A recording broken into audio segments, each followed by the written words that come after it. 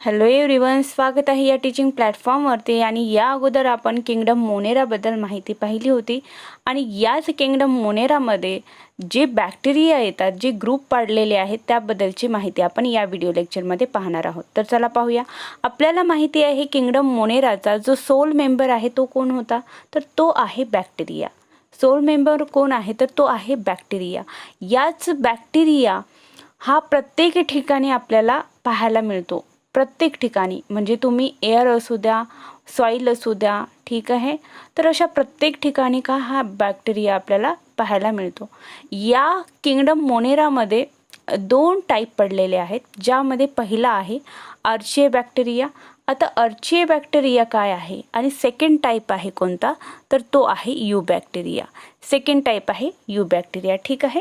तर आर्चिए बॅक्टेरियाला काय म्हणतात, तर आर्चिए बॅक्टेरिया हे असे बॅक्टेरिया यामध्ये येतात जे की हार्श हॅबिटॅटमध्ये असतात. हार्श हॅबिटॅटमध्ये सुद्धा ते स्वतःचं जीवन जगत असतात. आता हार्श हॅबिटॅट म्हणजे काय, हार्श हॅबिटॅट म्हणजे अतिशय जास्त उष्णता, अतिशय जास्त थंडी, अतिशय जास्त एक्स्ट्रीम कंडिशन असलेली परिस्थिती. अशा प्रत्येक परिस्थितीमध्ये हे बॅक्टेरिया स्वतःचं जीवन जगू शकतात. आणि म्हणूनच बॅक्टेरिया हे प्रत्येक ठिकाणी आढळतात, कारण त्यांच्यामध्ये अशी ॲबिलिटी आहे की ते स्वतःला मॉडिफाईड करतात त्या इन्व्हायरमेंटशी, ठीक आहे. तर असे बॅक्टेरिया जे की एक्स्ट्रीम हॅबिटॅटमध्ये जिवंत राहू शकतात, ते या आर्चिए बॅक्टेरियामध्ये येतात. या ग्रुपमध्ये ते येत असतात. तर या आर्चिए बॅक्टेरियामध्ये नेमकं काय आहे ते पाहूया. These bacteria are special since they live in some of the most harsh habitat. तर जेव्हा आर्चिए बॅक्टेरिया येईल तेव्हा आपल्याला एवढंच लक्षात ठेवायचं आहे की हे जे बॅक्टेरिया आहे, यामधील जे बॅक्टेरिया आहेत, लिव्हिंग ऑर्गॅनिझम आहेत, ते हार्श हॅबिटॅटमध्ये स्वतःचं जीवन हे जगत असतात, ठीक आहे. तर इथे यांनी सांगितलं एक्स्ट्रीमली साल्टी कंडिशन आहे, खूप जास्त तिथे काय आहे, खारटपणा आहे, तर त्याला हॅलोफाइल्स असं म्हणतात, ठीक आहे. त्यानंतर जे हॉट स्प्रिंगमध्ये बॅक्टेरिया आढळतात त्यांना थर्मो ॲसिडोफिलस म्हणतात, ठीक आहे. जे मार्शी एरियामध्ये राहतात त्यांना मिथोनेजिनस म्हणतात, ठीक आहे.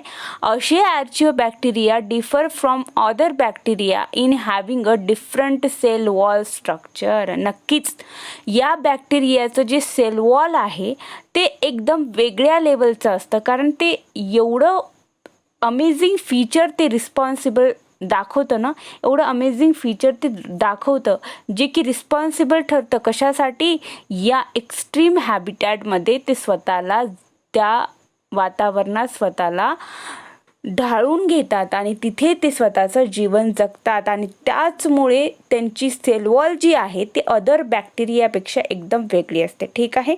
जे मिथॅनोजिन्स असतात ते कुठे प्रेझेंट आहे, तर इथे एक इन्फॉर्मेशन दिलेली आहे जे की रुमिनंट ॲनिमल्स आहेत.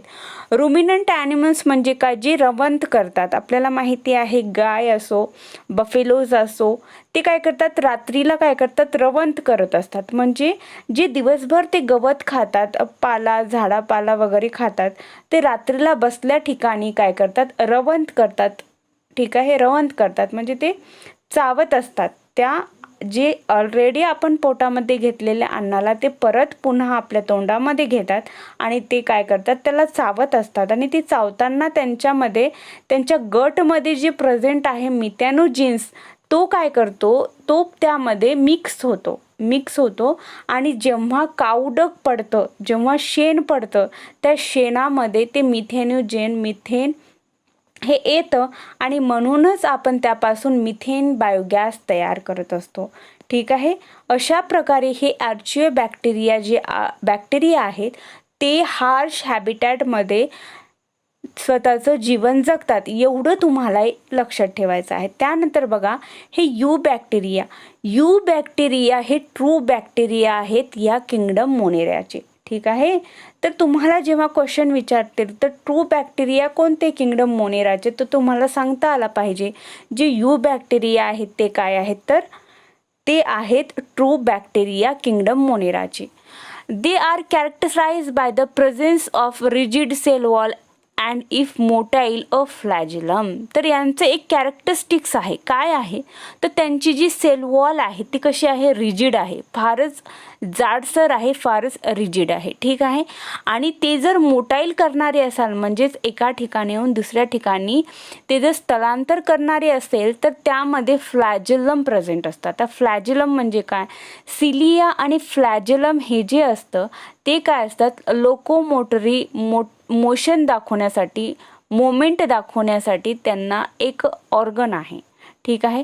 तर अशाच या बॅक्टेरियामध्ये फ्लॅजिला प्रेझेंट असतात, ज्यांनी काय करतात ते लोकोमोशन दाखवतात. ठीक आहे, मोटाईल मोमेंट दाखवतात. The cyanobacteria are also referred to as a blue green algae have a chlorophyll a. तर तुम्हाला हे सायनोबॅक्टेरिया लक्षात ठेवायचं आहे. सायनोबॅक्टेरियालाच काय म्हणतात तर ब्लू ग्रीन अल्गी म्हणतात. आता या वर्डमध्ये अल्गी आलं म्हणून याला अल्गी म्हणायचं नाही. जे की किंगडम प्लांटीमधील सबग्रुप्स आहेत त्यामध्ये काय काय येतं तर अल्गी येतं, टेरडोफायटा, ब्रायोफायटा, अँजिओस्पर्म, जिम्नोस्पर्म, त्यामध्ये अल्गी येतं. तुम्हाला कन्फ्यूज होत असेल तर इथेच पॉईंट क्लिअर करून घ्या.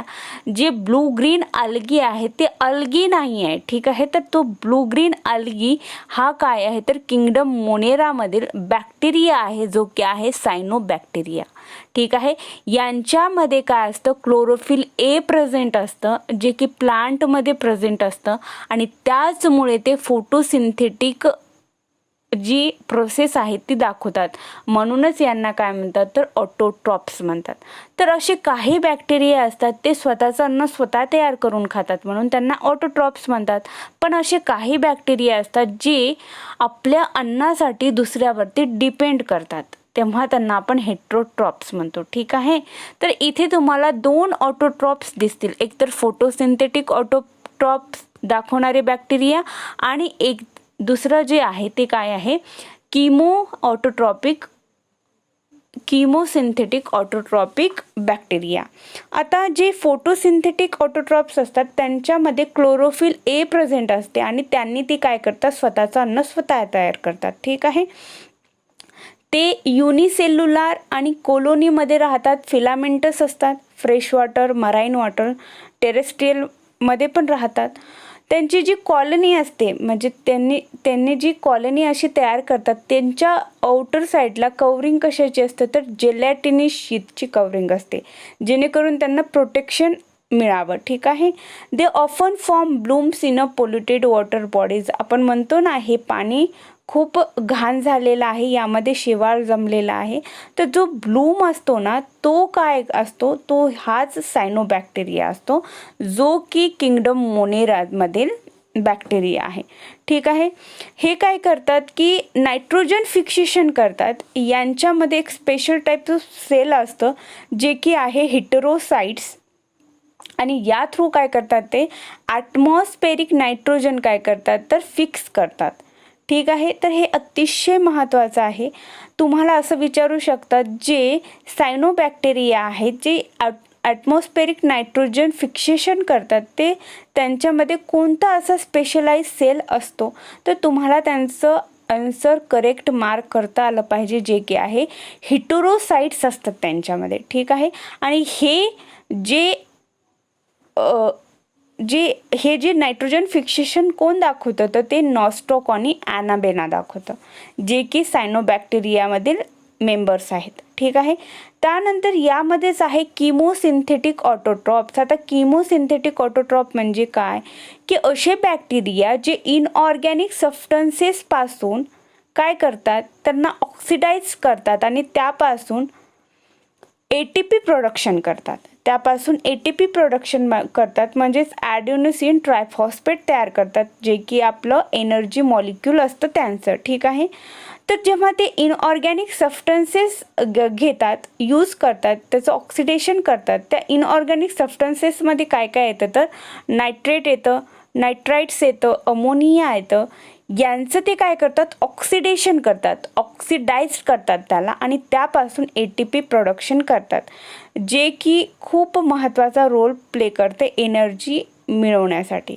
दे play a great role recycling nutrient like nitrogen, phosphorus, iron and sulphur. आणि इथं अतिशय महत्त्वाचा पॉईंट दिलेला आहे जो की काय म्हणतो, हे जे किमोसिंथेटिक ऑटोट्रॉप्स आहेत ते काय करतात, तर जे रिसायकलिंगची प्रोसेस करतात, या न्यूट्रिएंटला पुन्हा रिसायकल करतात. कोणकोणत्या? नायट्रोजनला, फॉस्फरसला, आयर्नला आणि सल्फरला. ठीक आहे. यामध्ये आता हेट्रोट्रॉपिक बॅक्टेरियासुद्धा आहेत जे की काय करतात, आपल्या अन्नासाठी दुसऱ्यांवर डिपेंड असतात. त्यामध्ये ते डिकम्पोजर्स असतात. डिकम्पोजर्स जेव्हा कन्सेप्ट येते तेव्हा आपल्याला सॅप्रोफायटिक न्यूट्रिशन असणारे ऑर्गॅनिझम लक्षात घ्यावं लागणार आहे. ठीक आहे. आणि जेव्हा आपण लिव्हिंग थिंगचा विचार करतो जे की ऑटोट्रॉपिक्स असतात, त्यामध्ये ते पॅरासिटिक असतात, कारण ते लिव्हिंग ऑर्गॅनिझमवर स्वतःचं उपजीविका करत असतात. ठीक आहे.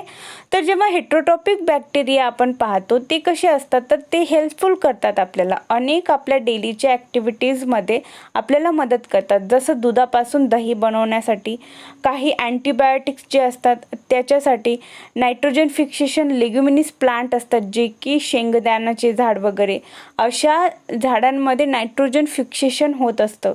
कारण तुम्ही जेव्हा त्यांची रूट पाहता तेव्हा तुम्हाला पाहायला मिळते की त्यांच्या रूटला एक नोडल्स प्रेझेंट असतात, अनेक नोडल्स प्रेझेंट असतात जे की नायट्रोजन फिक्सेशन करण्याकरता तिथे तयार झालेले असतात. ठीक आहे. Some are pathogens causing damage to human being, crop, farm and animal, pet. हे जे बॅक्टेरिया आहेत अर्थातच ते अतिशय पॅथोजेनिक कंडिशन आपल्याला ॲलर्जी शो करतात. ते पॅथोजन्स आहेत आणि त्यामुळे प्लांटला पण धोका असतो, ॲनिमल्सला पण असतो. ठीक आहे. क्रॉपला सुद्धा असतो. तर अशा प्रकारे या बॅक्टेरियापासून आपल्याला सावधान राहायला पाहिजे. त्यामध्ये काय काय येतं? क्लोरोला येतं, टायफॉईड येतं, टिटनेसला येतं, सिट्रस कॅन्कर येतं. तर अशी जी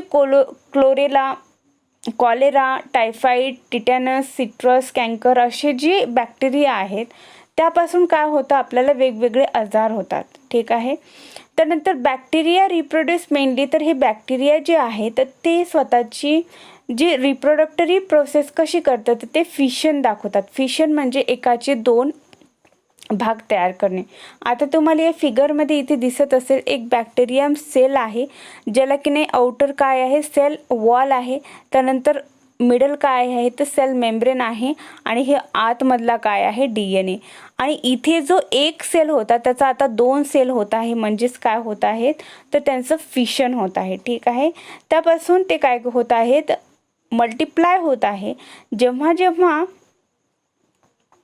जेव्हा अनफेवरेबल कंडिशन येते. आता अनफेवरेबल म्हणजे काय, त्यांची जी त्या पिरियडमध्ये ते स्वतःला व्यवस्थितरित्या त्यांची सर्व्हाइव्हनेस होत नसते. ठीक आहे. तर तेव्हा अशा अनफेवरेबल कंडिशनमध्ये ते स्पोर्स फॉर्म करतात. ठीक आहे. They also reproduce by a short sexual reproduction by adopting primitive of type of DNA transfer from one bacteria to another. तर ते DNA ट्रान्सफर थ्रू सुद्धा काय होतात, स्वतःला मल्टिप्लाय करतात. आता इथे अतिशय महत्त्वाचा जो पॉईंट दिलेला आहे तो तुम्हाला लक्षात ठेवायचा आहे. हा जो मायकोप्लाझ्मा आहे, जो बॅक्टेरिया आहे, जो की किंगडम मोनेरामधील आहे, तो काय करतो स्वतःचं जीवन हे विदाऊट ऑक्सिजन जीवन जगत असतो. तर सगळ्यात छोटासा लिव्हिंग सेल आहे जो विदाऊट ऑक्सिजन जिवंत राहतो आणि त्याची जी सेल वॉल आहे ती अब्सेंट आहे. त्याला सेल वॉल नाही, तो विदाऊट ऑक्सिजन जिवंत राहतो. तो सगळ्यात स्मॉलेस्ट लिव्हिंग सेल आहे. म्हणून हे मायकोप्लाझ्मा व्हेरी इम्पॉर्टंट आहे एक्झामच्या दृष्टीने. तर तुम्हाला आपण जे किंगडम मोनेरा पाहिलं त्यामध्ये आपण 2 सब क्लासेसचं इथे स्टडी केलेली आहे. त्यामध्ये आपण कशाची स्टडी केलेली आहे तर त्यामध्ये आपण अर्चिया बॅक्टेरिया आणि यू बॅक्टेरियाची स्टडी केलेली आहे. तर आय होप तुम्हाला हे लेक्चरमध्ये काही डाऊट नसेल, आणि काही डाऊट असेल तर तुम्ही कमेंट सेक्शनमध्ये मला विचारू शकता. तुम्हाला कुठे कळालं नाही, काही अडचण असेल तर तुम्ही कमेंट सेक्शनमध्ये नक्की टाका. व्हिडिओ लेक्चर आवडला असल्यास एक लाईक करा, शेअर करा, सबस्क्राईब करा आणि अशाच व्हिडिओ लेक्चरसाठी आपल्या चॅनेलला जोडले जा. Thank you so much. Thanks for watching me. Thank you so much. आता नेक्स्ट व्हिडिओ लेक्चरमध्ये आपण किंगडम प्रोटिस्टा पाहणार आहोत. ठीक आहे. So bye.